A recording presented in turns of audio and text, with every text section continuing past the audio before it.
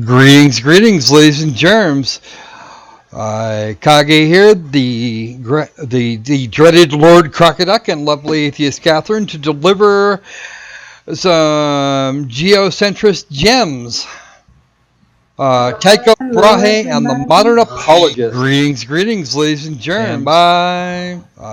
Kage here. Okay, that takes care of that part. Do this every time. Yeah, Mr. Master Brumby is here in the is in the side chat already.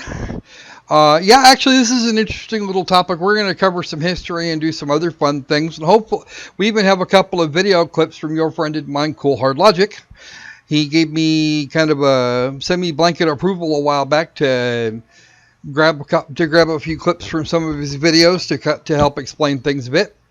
The first thing we're going to do here is dig a little bit into Tycho Brahe or Tycho Brahe. Okay, Rich.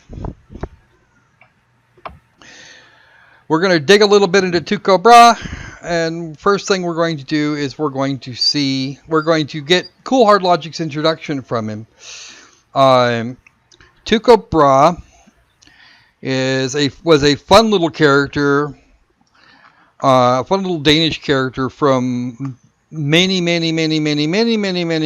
ago, and he came up with the idea, or at least he established in his little brain the idea that the Earth must be still. It can't be moving. Because he couldn't measure parallax in any way, shape, or form. Actually, not even in the 1600s. He died in 1601, right before the invention of the telescope in 1608.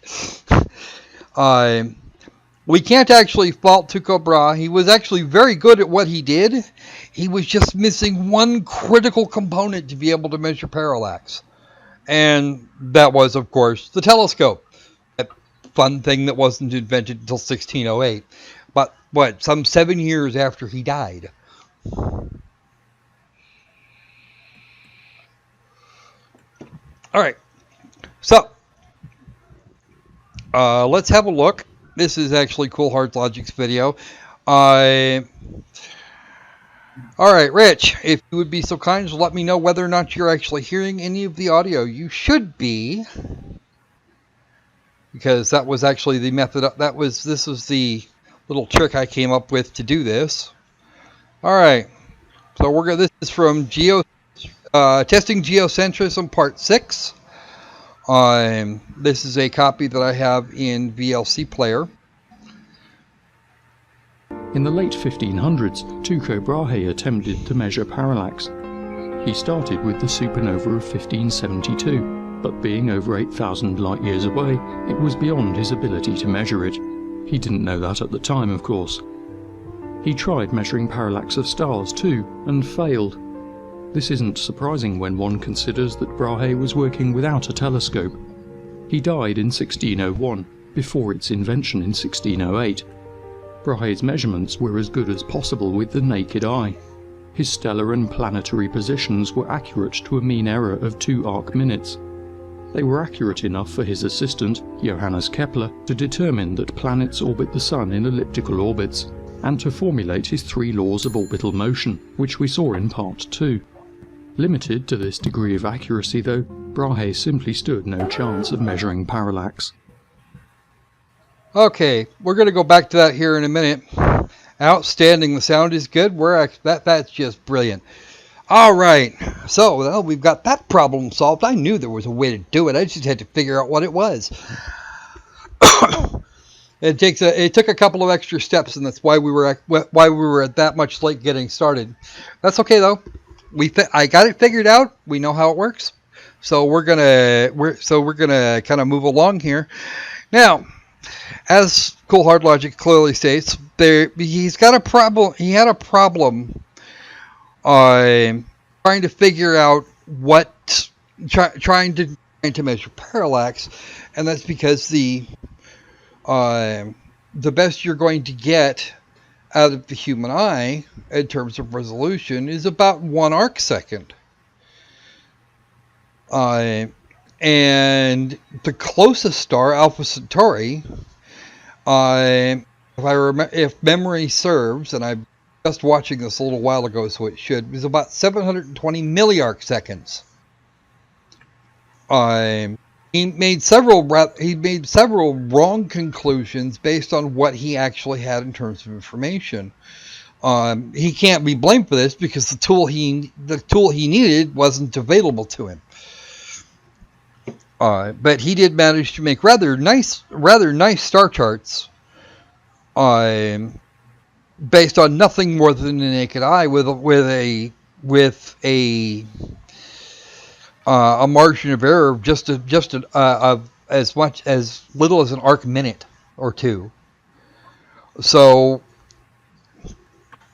and I suppose I should actually explain what I'm talking about by arcs, by arc minutes, arc seconds. You have a circle of any size. It doesn't really matter what size the circle is. Okay, it is split into 360 degrees, which are then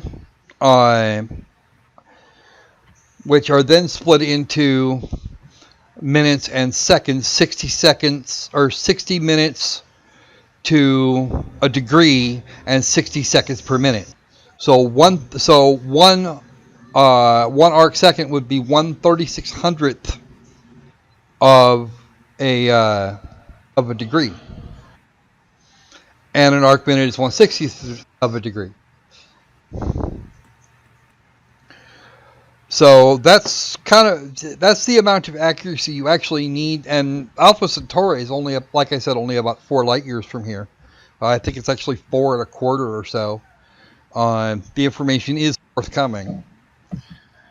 Another thing I'm going to encourage you guys to do, if you have not already seen Cool Hard Logic and his channel, and most of my subscribers probably subscribe to him as well.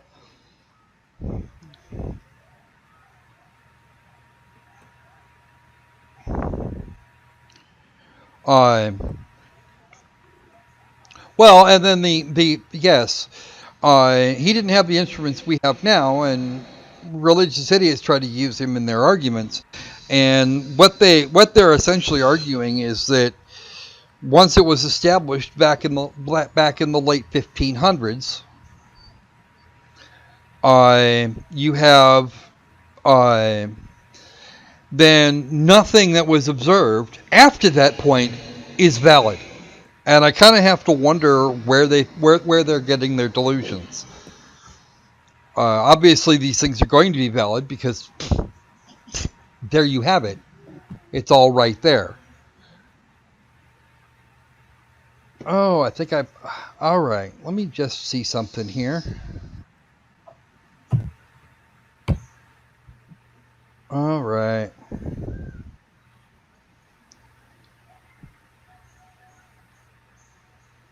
Oh, that's not it. Well, I guess there's something to be done for it now. We'll have to. All right, check the video. Oh.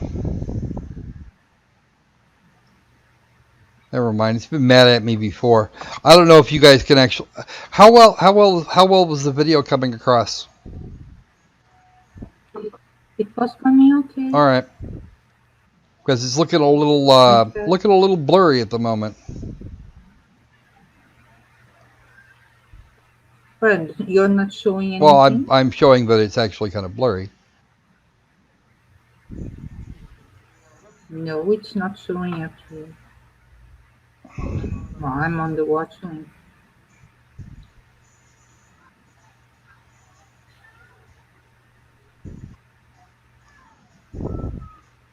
Well, that's clear enough. Okay.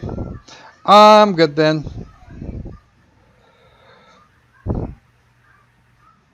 You have to screen share it. No, I'm not. I'm looking at something else here. Oh, you're not even seeing the video. I'm sorry. You are correct. You'd have to be watching it in mute mode. You'd have to be watching the. Yeah, hang on. There we go. And now you can go ahead and click on that. Click on that as you will. Oh yes, I agree. I agree, Richard.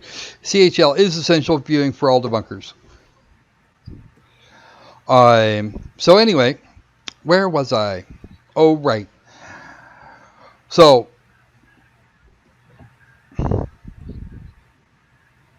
right, I was getting distracted. That's what I was doing. Ha. Yeah. So anyway, we're damn it, brain power. So if you're dealing with if you are dealing with that level, if you're dealing with that level of material, you've got some major issues as far as that goes. And of course Brahe's no, we'd actually moved on a little bit.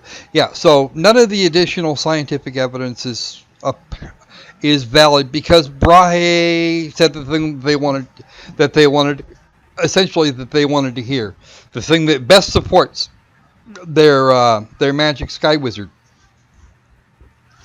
Or is that the celestial sadist? No, it's their celestial best friend. It's their celestial BFF. Not sure.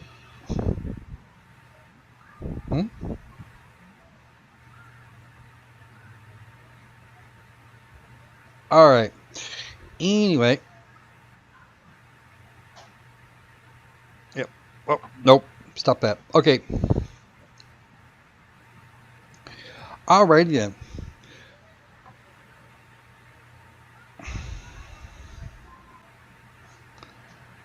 So back down, right back to it.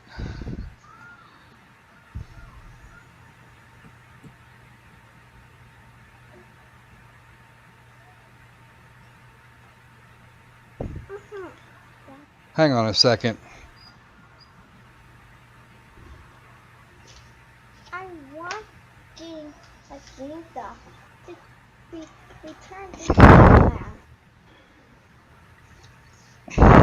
Be returned to Dreamland. Oh yeah, Azinta.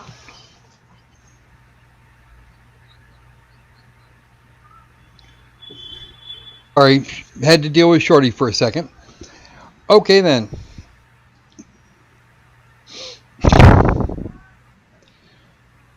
All right, let's get the next clip here, and Cool Hard Logic will explain a little bit more for us.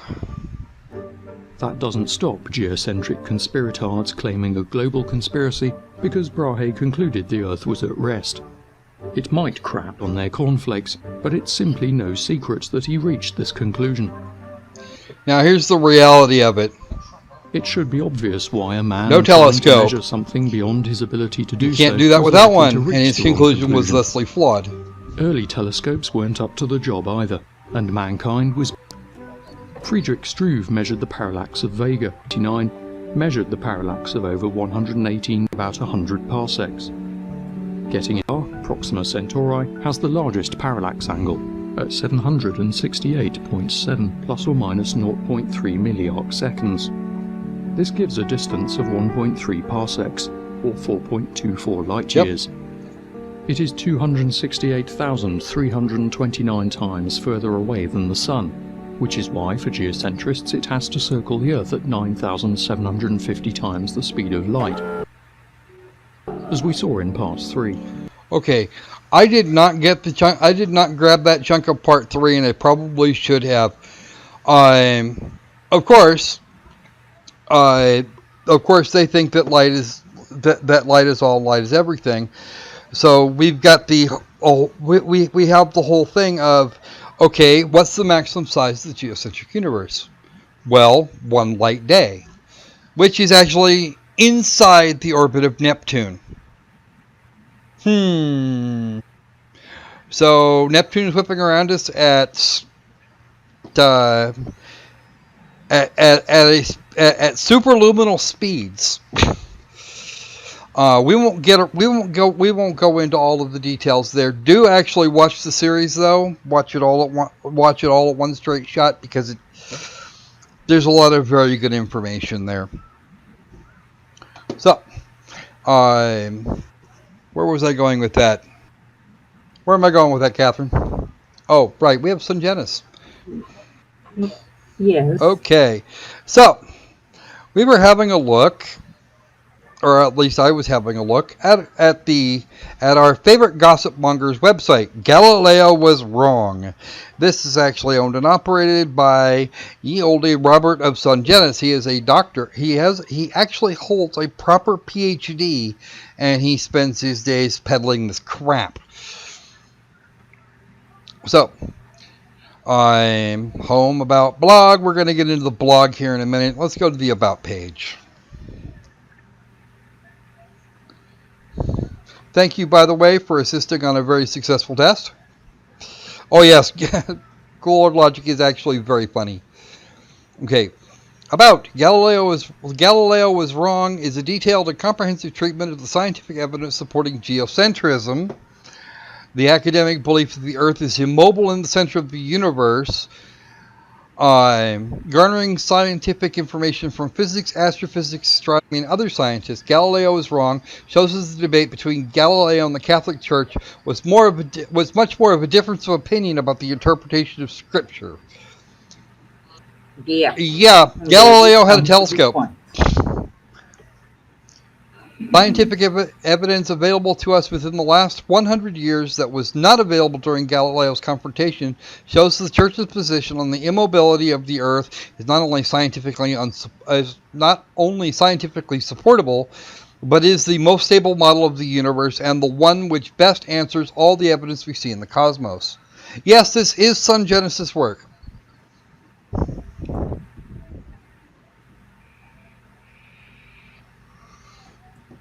And they've had 192 visitors since yesterday.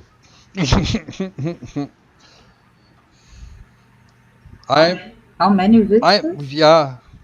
192 visitors. Oh. Right in this little picture here. Hmm. Okay, one of those. Well, I am under one of those little red dots somewhere.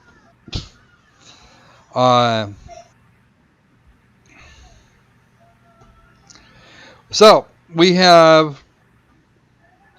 Gravity is only a theory. Okay. So you can submit a question,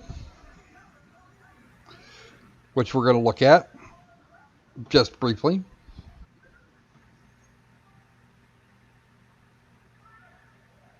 Assuming that my internet connection decides to stop being silly. There you go. Usually it's faster, but then I have extra stuff going on today. See, little form, of course. And of course, here are the answers that have been nicely cherry-picked to get the correct response. Earth is barycenter and other related questions.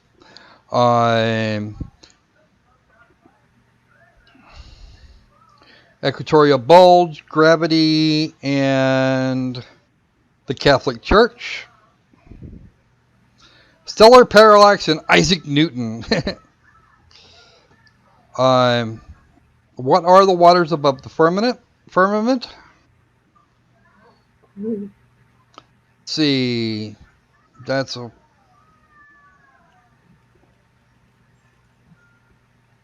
Oh, that's gonna be amusing. From Der Spiegel, that's gonna be fun.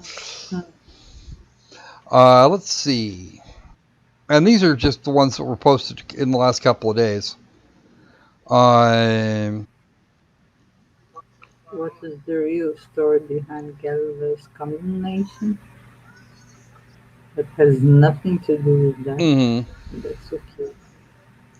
Like to. They have some new information. Ooh. Vatican I and creation, dust of the earth.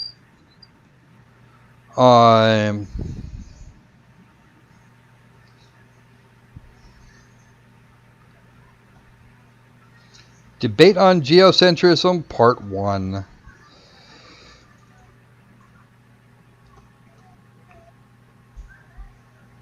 Let's see.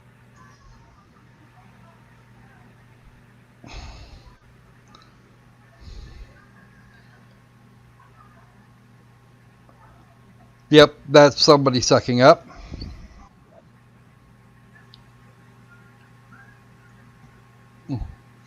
All right. Now the magic thing, the store. And of course, this is if you're talking about people that are working that want you to believe something badly enough, there's almost always a store so they can peddle more shit.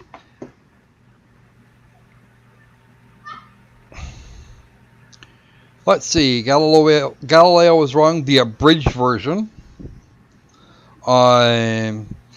2 hours of an interview by Ryan Grant on geocentrism. You can buy that for $1. A debate for $10 for somebody. Oh, David Pence. If I remember correctly, Sun Genesis lost. Heliocentrism versus geocentrism. 4 tapes. Testimony of science, the testimony of scripture, the testimony of the church. Critical analysis of Carl Keating in the new book, 99 cents. Okay. That's the PDF version. There's a paperback with a free PDF for $12.95. Like just interviews. Oh, the principle. I have this one free. What? I have this one free. Anyway, he bases all of his stuff here around this movie here called The Principle. It's an outline and study guide, little 50-page booklet. He calls that a booklet. Giving a story and the highlights about the movie. The Principle, a critical documentary of the Copernican principle, the thesis of modernity that holds that Earth is neither special nor that. See, I have a problem with this. Why would the Earth be special? God did it. Well, that's irrelevant. Even if God did do it, it's just absolutely irrelevant. You have to ask which God did it. I mean, there have been millions of them. There have been literally thousands upon thousands upon thousands. No, but the God did. Well, capital T, the God.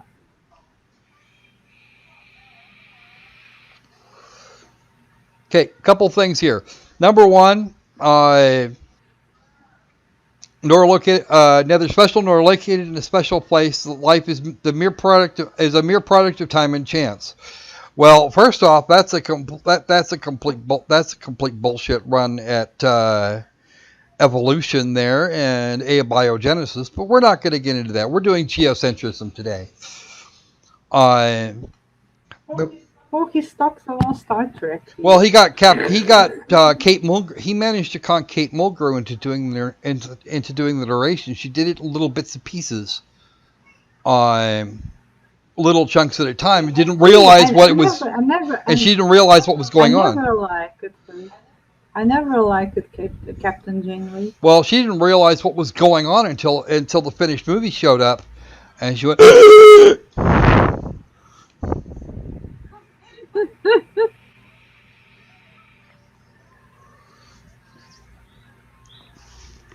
You know, they paid her for her efforts, but they gave her the impression this was supposed to be some sort of like not documentary, and then they had her do the narration in bits and pieces over the course of I think it was like a year or a year and a half.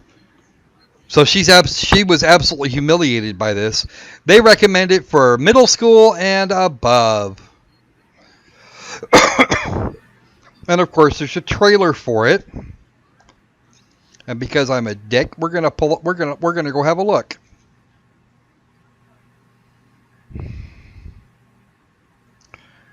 Turn that up a little bit. There you go. 2 minutes and 20 seconds.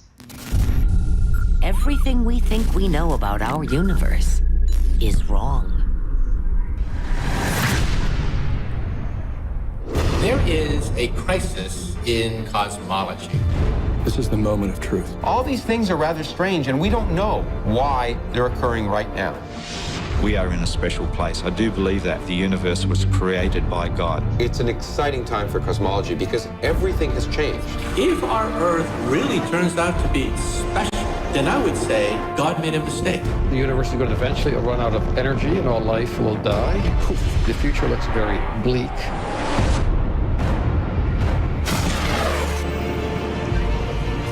It's a strange time in cosmology because we don't understand nothing. Whole universes could come from nothing. Whoa, what is going on here? As it turns out, nothing is almost everything. Dark energy, as we call it, is the greatest mystery in all of creation. Science has said you must stay over in this category here and you cannot go into the God category because that's going to destroy our science. We have to ask Mother Nature, how do you work? There's a shelf full of Nobel Prizes for the physicists who can unlock the secrets of dark matter. You can go on some websites of NASA and see that they've started to take down stuff that might hint to a geocentric universe. We may be very special, but that doesn't mean the universe was created just for us. This idea that we're not in any special place in the universe, there's something wrong with that. So they set up a satellite and they find out these temperature disturbances throughout the universe were all pointing to the Earth. When I see how barren the other planets are and how bountiful the Earth is, something's different, and we're in just the right spot for it. We seem to find ourselves in a part of the universe that is perfectly tuned for life.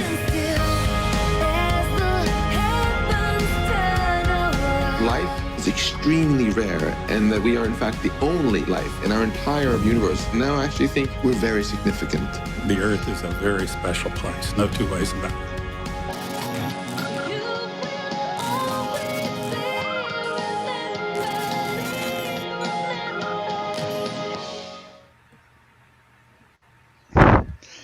Okay, I did not say replay. Silly thing. All right. Anyway, so that pretty much I think that'll pretty much cover that.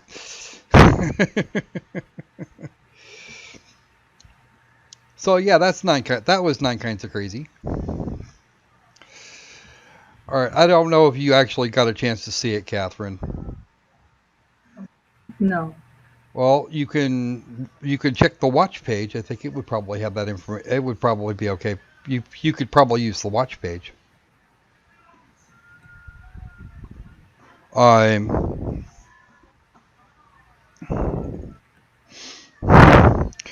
Yeah, and again, Rich has a thing here. It's important from a human perspective on a universal scale. The Earth is a speck on a speck, and that's pretty much as simple as it gets. That being said, that speck of a speck, the universe isn't fine-tuned for life. Life is fine-tuned to the universe. We are plastic to our environment.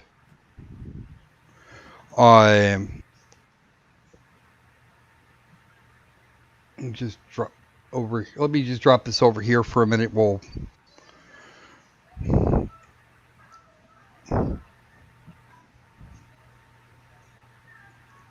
And that way the screen share will work properly. Okay. You got it now, Catherine? Mm-hmm. Okay.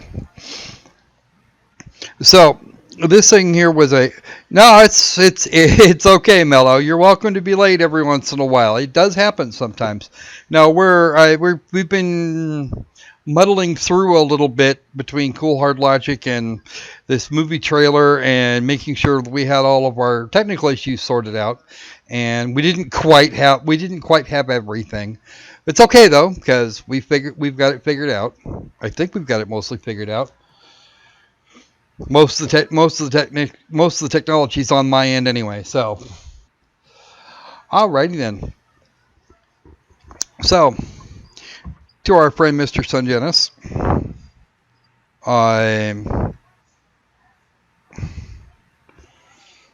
we're probably gonna run about another half hour or 45 minutes or so, and then we'll probably go run on to the next thing. So now we have the blog. I won't get over to the contact thing. We shouldn't be looking at that anyway. Contacting Sungenis and encouraging him is probably a bad idea.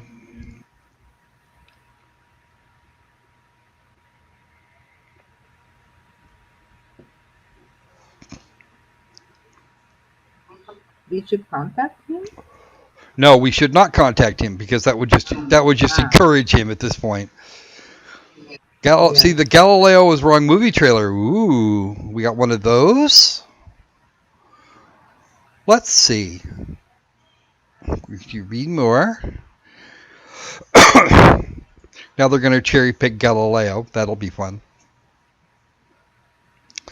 Let's see. Click here to view the trailer. Let's do that. Because now I'm amused.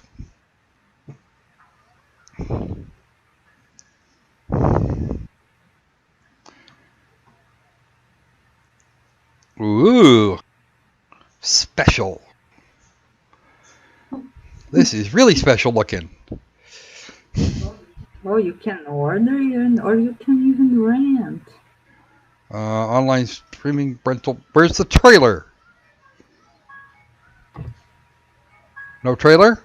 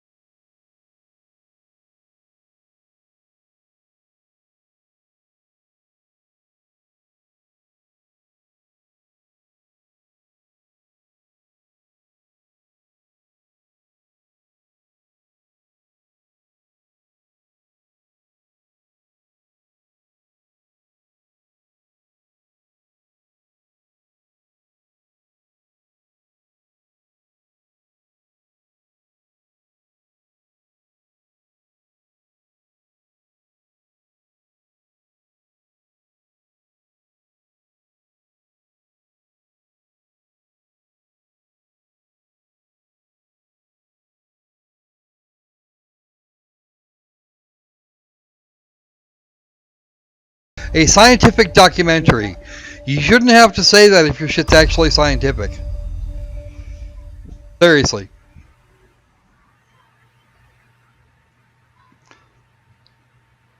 I think I'm actually... Yeah, he can say that it's a documentary, but not a scientific documentary. Well, he couldn't do that anyway. See if I can actually get it. Might be able to get hold of it.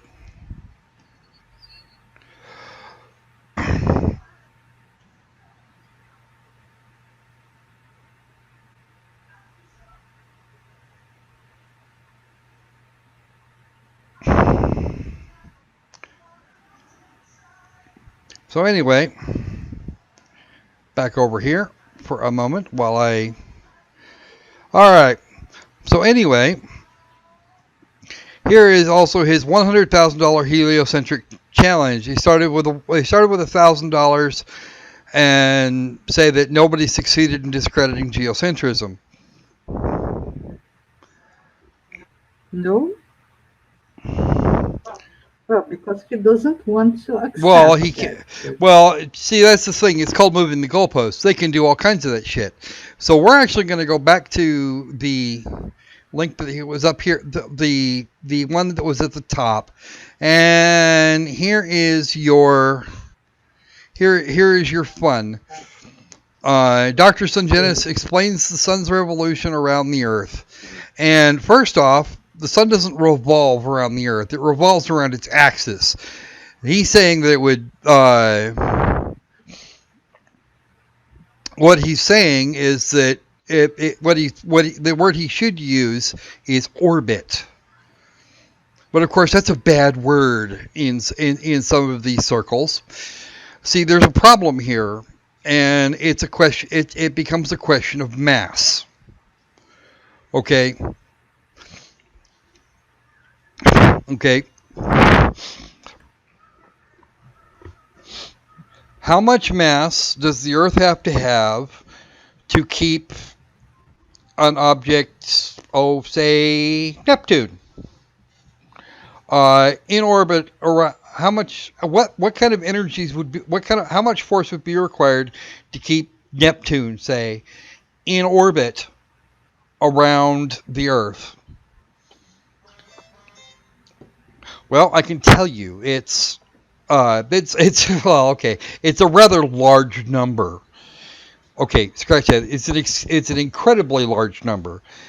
Some 4 million newtons. It's a lot. Now he says you can download the article here. We open the link in the new tab. I have it downloaded. Oh no, actually it looks like they changed that part. Okay, we're doing it. How can the larger sun revolve around a smaller Earth? Well, okay, a couple of things here. Number one, Sungenis accepts that the mass of the sun is larger than the mass of the Earth. And he also accepts the distance between the sun and the Earth.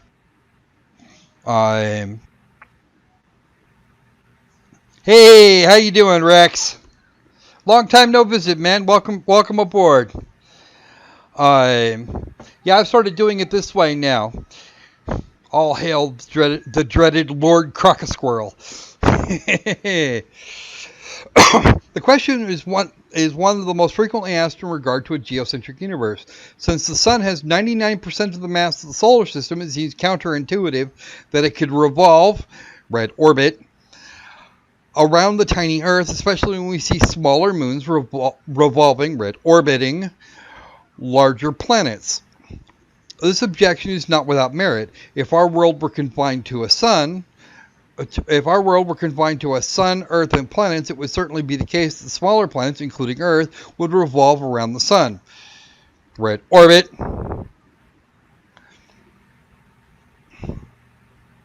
Actually, speaking of the center of our galaxy, for Earth to keep Neptune in its orbit, it would have to be 776 times more massive than the black hole at the center of our galaxy. And more than 4 billion times the accepted number. All right.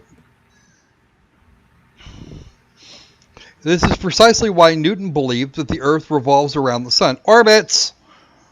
He limited his physics to our solar system, but Newton was smart enough to realize that if he expanded his system to include the forces in the rest of the universe, he agreed that the Tychonic geocentric system would be viable. Here's what he said in Proposition 43. And this is a nice little quote mine here.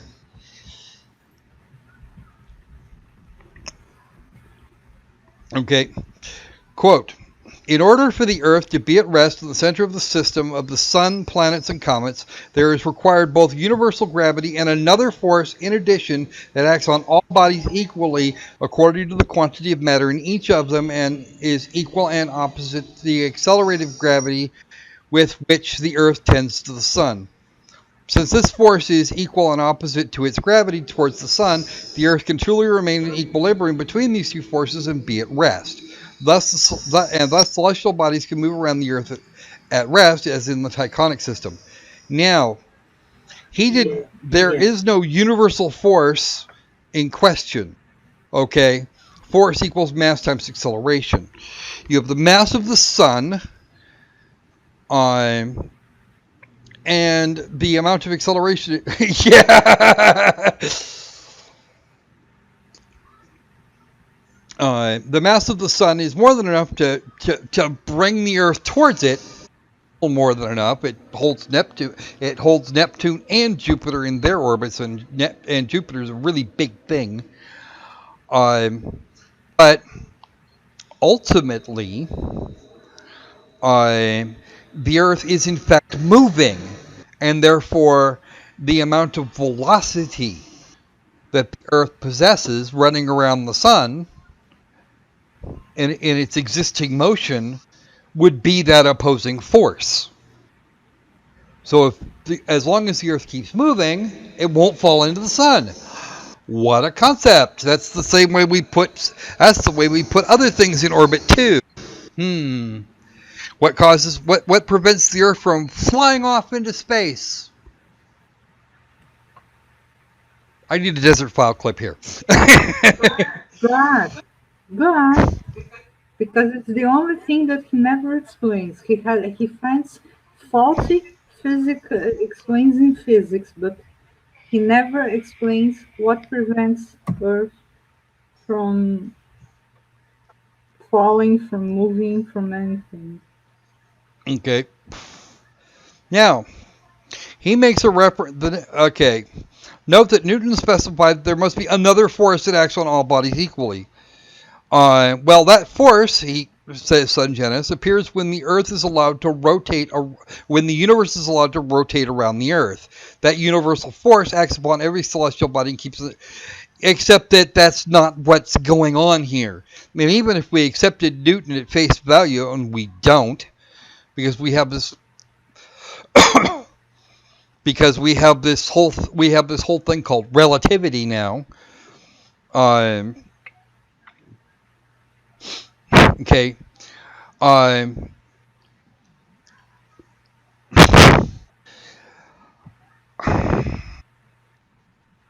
Newton is 100% correct, and we really don't. That's not what Newton said. Okay. The fact that other objects, that small objects move around, that are moving, continue to move around what the largest local object is actually the largest object local to it. Because they are attracted by that. Yeah. Well, you got to think about it too. If you do the crazy sun spiral, where the sun goes around the Earth, up to the Tropic of Cancer, and then back down to the Tropic of Capricorn, then we should be able to get a really nice view of the sun's poles. And we don't. Yeah. In fact, when we sent the SOHO probe out, the solar observatory, we had to send it out to Jupiter to get it into a polar solar orbit, so we could actually look at the sun by latitude. That was its entire purpose in existence. If the sun actually did something like that, then we could have just sent it out ahead of the sun and gone, ooh, cool. Oh, cool! We got another shot. We got another shot from the top. Here, let's wait 6 months, and we'll get it. We'll get another shot at the other side. That's not the way this thing. That's not what happened, and that's really not the way this universe works. There would be no reason to do that, to be honest. Why send it on a trip clear out to Jupiter when you just send it straight to the sun? 92 million miles, a lot shorter trip, Okay, now, Mr. Sungenis. Not to mention that we have no material on Earth that would resist the heat of the sun. Well, yeah, and that too. Now, moving on to the next bit. Right, so far we've pretty much just kind of sorted out what looks like the Ptolemaic model, which is the Earth in the center and all the planets going around it. Well, okay, according to Sungenis, or according to Brahe, to Tycho Brahe, or Brahe, yeah. According to Tycho Brahe, the sun goes around the Earth, and everything else, and all the rest of the stuff was going around the sun. Well, okay, fair enough. This doesn't explain a myriad of other observations, but fair enough. That means that local gravity means that everything except Earth, which somebody stuck on a fork or something, obeys the actual laws of physics somehow.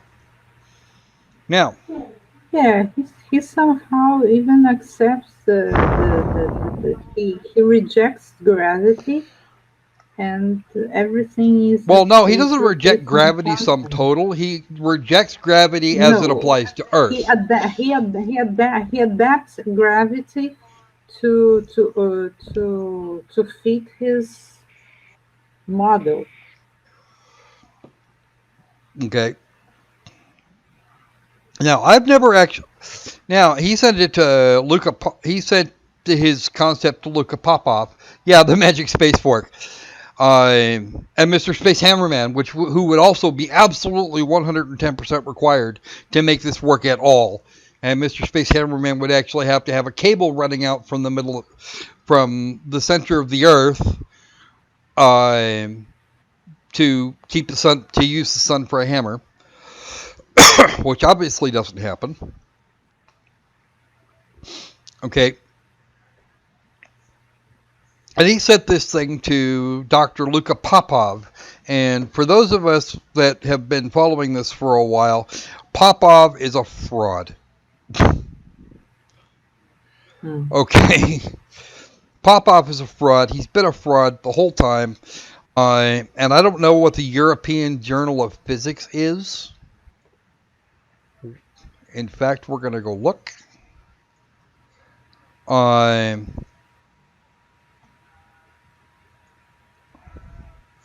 going to do a little Google search here. It might be a real thing.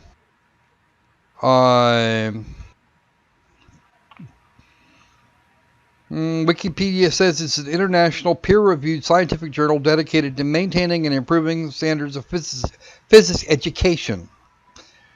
All right. Fair enough. In January of 2013, but I don't think.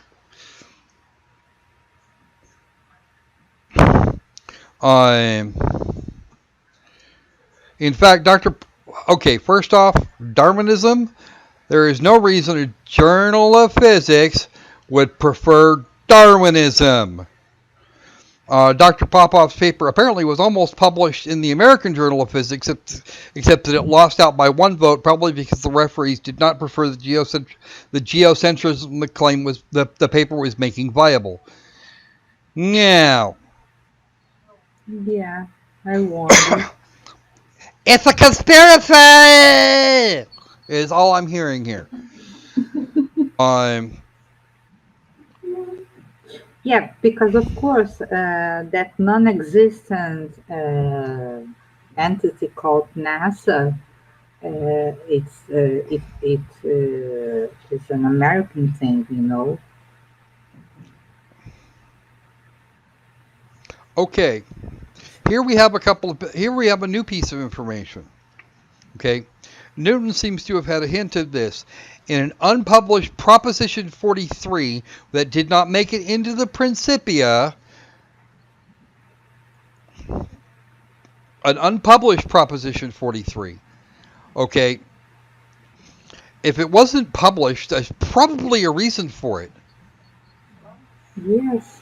More likely it's that Newton actually figured out what the hell the other force was, acceleration,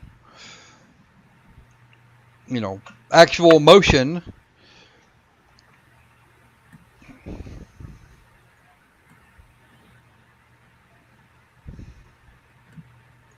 Okay.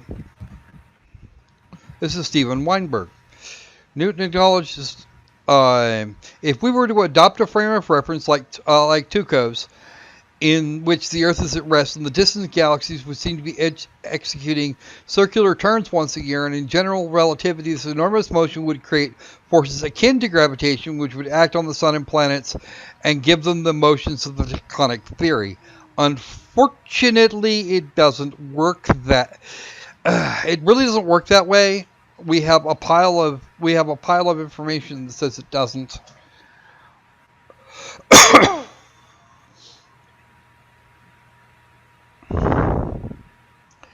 And Atheist Rex brings up a point. He had to appease his Christian king and benefactor, and the tectonic system was a bastard child of Helio and geocentrism. Coming more to the point, Brahe wasn't seeing any evidence of motion because he really didn't have the tools he needed. And ultimately, that's how it all shook out. Okay, he's Dr. Sungenis, Mr. Sungenis, goes ahead to paraphrase the guy. In other words, it wasn't only Newton who recognized the force created by a rotating universe would keep the sun revolving around the Earth, orbiting. But Albert Einstein's theory of general relativity does the same. No, it doesn't. Weinberg is just making note of the fact that Newton said it before Einstein. Except that Einstein didn't say that. I want to see a citation from Einstein saying that Tycho Brahe's concept was correct, because it seems to say everything but.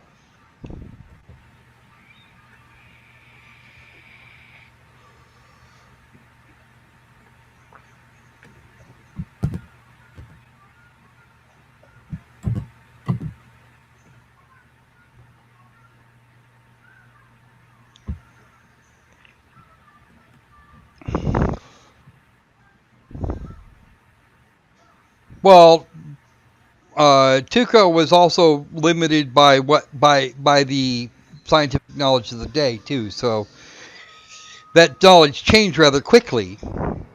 Let's see. In Proposition 43, showed that the added force must be a central force, one whose magnitude depends only upon the distance r between the particle and a point fixed in space, which would be the center.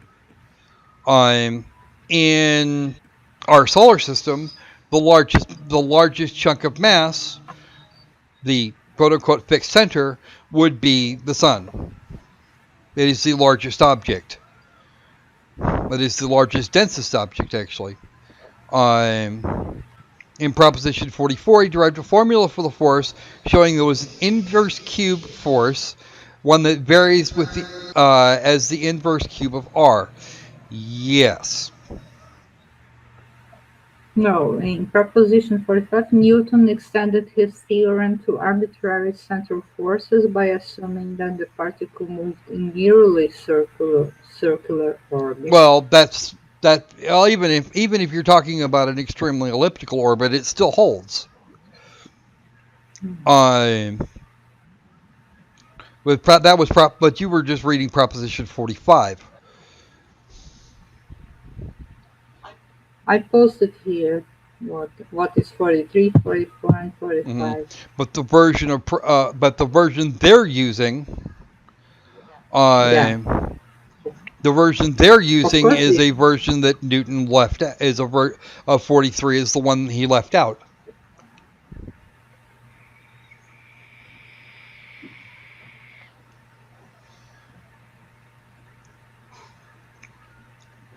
And Atheist Rex brings up another valid point.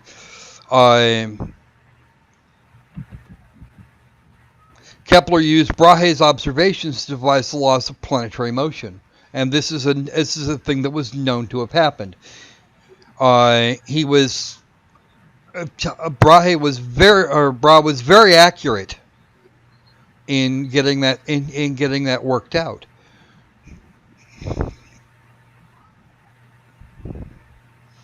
Okay, Sun Genesis continues. So here we have the two greatest systems of physics developed by mankind, both saying that a geocentric system is viable. First off, Einstein didn't say that. Einstein didn't even remotely say that. Weinberg said it. And Weinberg is, well, not right. Because that's not even remotely what was predicted by general relativity. In fact, general relativity predicted a number of other things that have proved to be the case. Great big black holes. That's a start. How much more evidence do we need? Lots, actually. How about we get out there? How about we get out there a few million miles and take a picture? That would be a good place to start. You get 92 million miles up above the solar system in an orbit perpendicular to the ecliptic, and you can on a long slow burn you can actually watch it happen. Our illustrious critics, Alex McAndrew and David Palm, had castigated us for using Einstein's allowance of geocentrism because they claim they can't use a theory that they don't believe in, even though they themselves believe in Einstein, thus would have to concede in their own views that geocentrism is viable. No, they don't, actually, because they probably know it better than you do. And even if you are fully educated on it, you're peddling bullshit. Complete bollocks. To use the other term of phrase. Einstein doesn't act...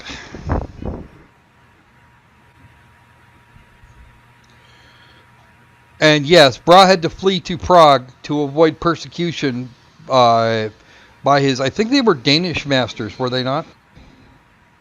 Was it Danish or Norwegian? I forget exactly where he came from. I will have to look that up here in a moment.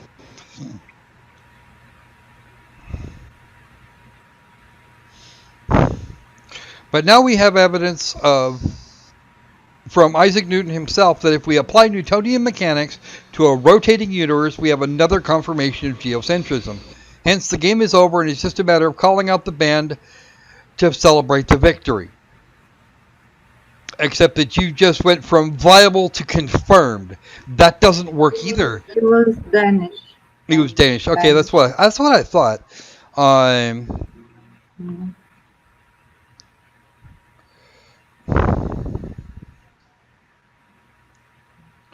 Without warning, I turn you over to Dr. Popov and his paper. Pay special attention to section 3 near the end, since it will give the equations for both annual and diurnal revolution orbit around the sun around the Earth, and show why the sun will remain in lockstep as it moves with the universe. So yeah, and you just wrote that back in February, Robert. We're gonna have to take this apart, aren't we? Too bad, really. Okay, so here is Sun Genesis model in a nutshell. The universe and everything in it goes around the sun. The sun goes around the Earth, and the Earth just kind of sits there.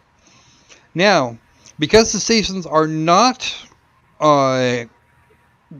cannot be explained in this way. The Earth is stationary and and the sun moves around it once a day, along with the rest of the universe, all traveling at superluminal speeds. Then you still have to find some way to adopt some form of the crazy ass sun spiral, which I think we'll refer to, like Cool Hard Logic, I think we'll refer to as crass from this point forward. There's not even an assertion and a half. It's not even wrong. You can't make that jump. Newton suggested that it might be viable. That's as premise 1. Newton said it was viable. Well, okay. Premise 2.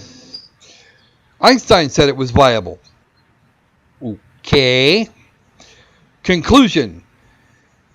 It's all said and done. This is exactly the way it works, and you guys have no argument. No. Well, he didn't actually write those words until February the 19th of this year. So the crazy. Okay, so now we have to deal with crass, because there's no other way to do that.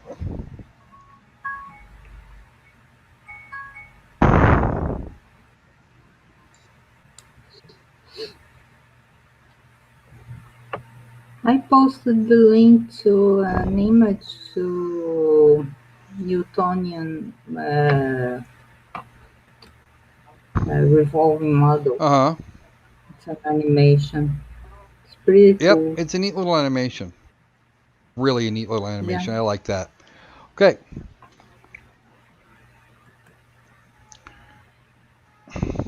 Okay.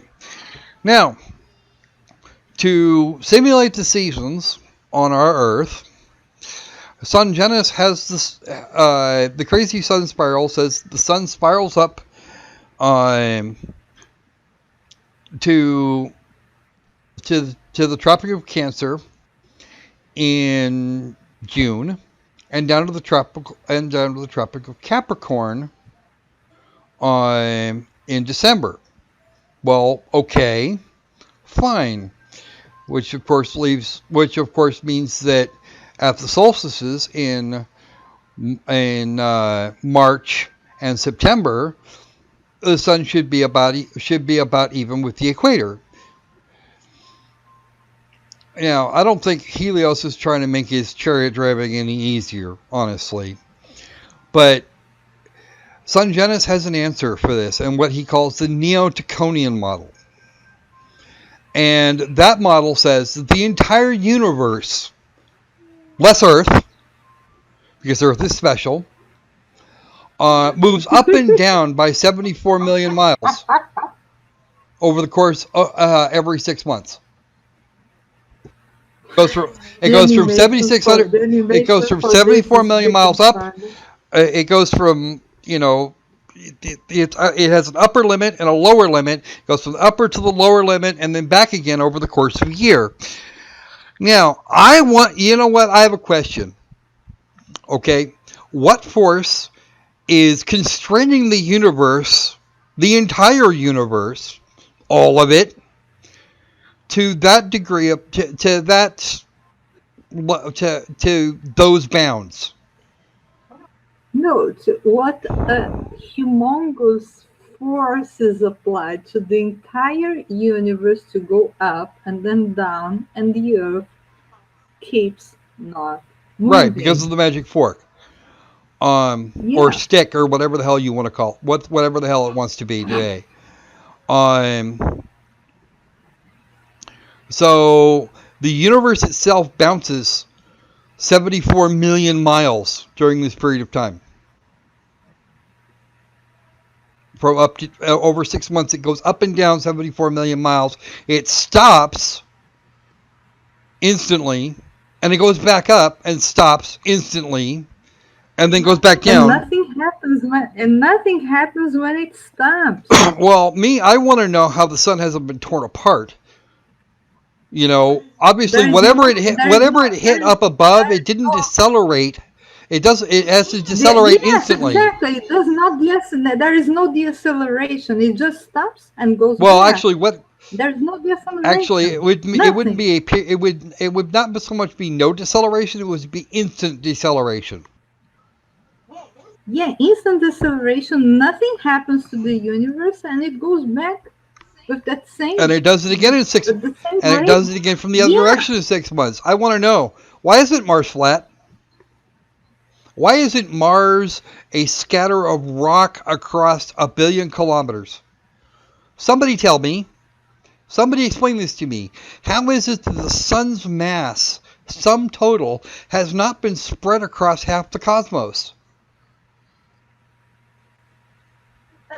And the Earth itself. Okay? I mean, what is this? I mean, in some ways, you know, what do we got? Like giant bungee cords strapped to the universe? I want to see those. I want pictures. Somebody give me a picture. Somebody give me pictures of the giant bungee cords that don't affect Earth, but affect the entirety of the rest of the universe.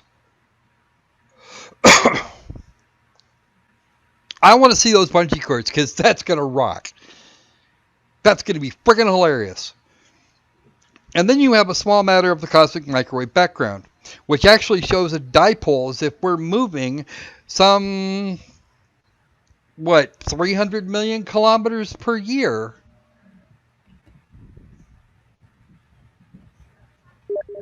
In a circle.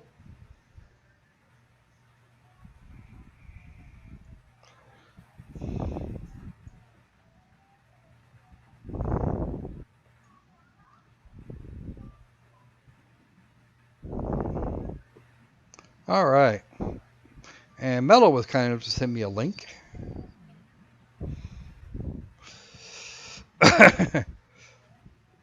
Well, we're just going to wait for that here. It's just astronomy. Okay. I'm not sure how this is going to answer the question since this looks like an actual science site. What site? This is an actual the site on the site on the screen right there.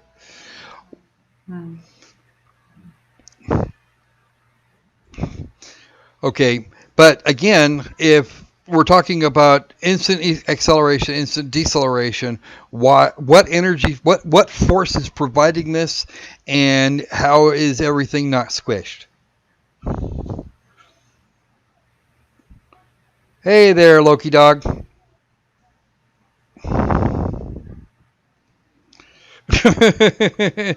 Almost as good as that other Eric. Remember him, Rex?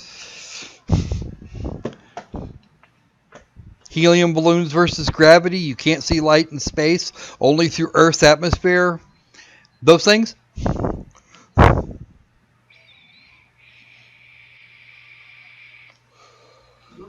Did they release the new video these days? Or was it a blog post? What did you send it? What did I send you? No, Mello. The question was actually that question wasn't meant to be taken literally. If by some circumstance the sun was instantly decelerated to a dead stop, why wouldn't it have just crushed under its own weight? Gravity is obviously what keeps the sun together.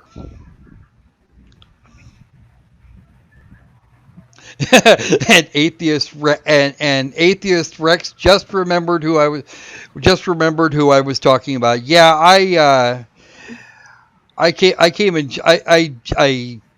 jumped in to save Rex from that guy a while ago. He never actually did come up with a proper description. He never did manage to come up with something that worked. But it led to Marty making a video, and I made one on helium balloons versus gravity. There was a bunch of other stuff.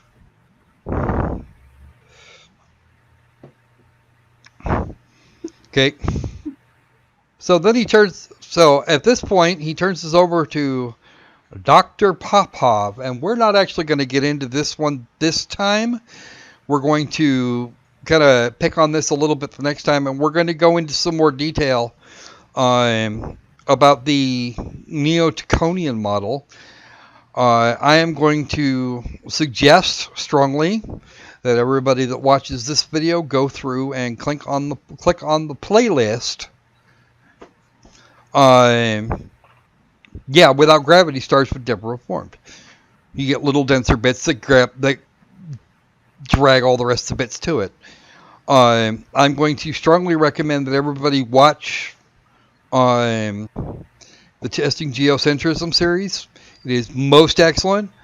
A lot of very good information, and Cool Hard Logic is way better at the maths than I am. And then we will be back on Friday, presumably at the regular time. We actually started it a little bit late today for technical reasons. But we will be back on Friday to continue, and this may actually bleed over until Monday.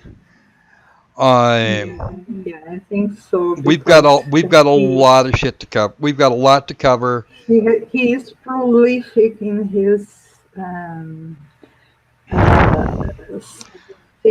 Looky there. And we have an actual citation for the Geocentrist paper that was apparently gone through. And can I actually get a copy of that paper? I want to see it.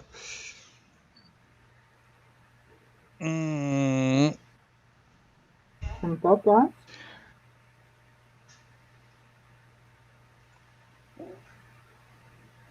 The entire thing? I'm looking for. It looks like there was a citation.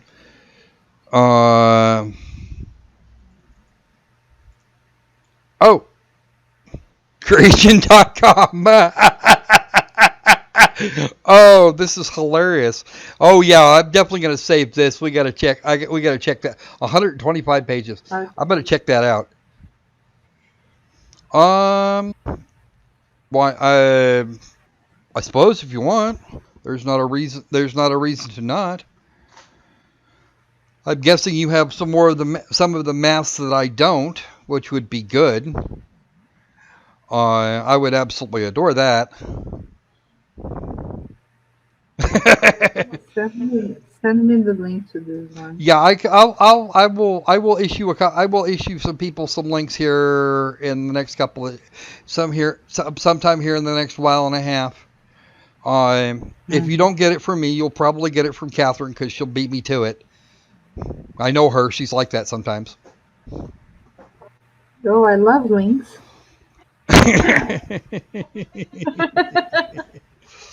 Oh, but yeah, having the occasional guest star is actually a fun thing. Other Eric was a flat earther. The other Eric, the one that Atheist Rex and I are kind of working around. I didn't want to name him when I did that particular Flat Earth Follies video, simply because that would just draw attention to him. Well, okay, that's all right though. Cool Hard Logic will have us covered. Anyway, so yeah, his Neo Taccone Ian model involves the universe being more heliocentric than modern theory, and it's actually really funny. And he puts this forth as, and he puts it forth openly as a geocentric model, which I'm pretty sure he doesn't. I'm not sure he understands what geocentrism really is. Geocentrism actually is.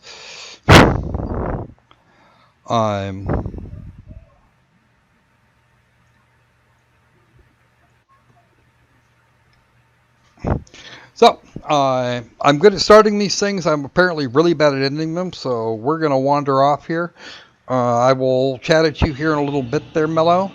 Rich, if you would be so kind, if you have a Steam account, go ahead and find Lord Crack-a-Squirrel over there and add him to your friends list. That would be brilliant.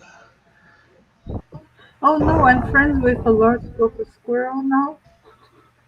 I haven't checked. Yeah, actually, no. I changed my Steam name a few days ago to Lord Crocosquirrel. I haven't changed. I will change mine too. Not that I use it, but that's okay. All right.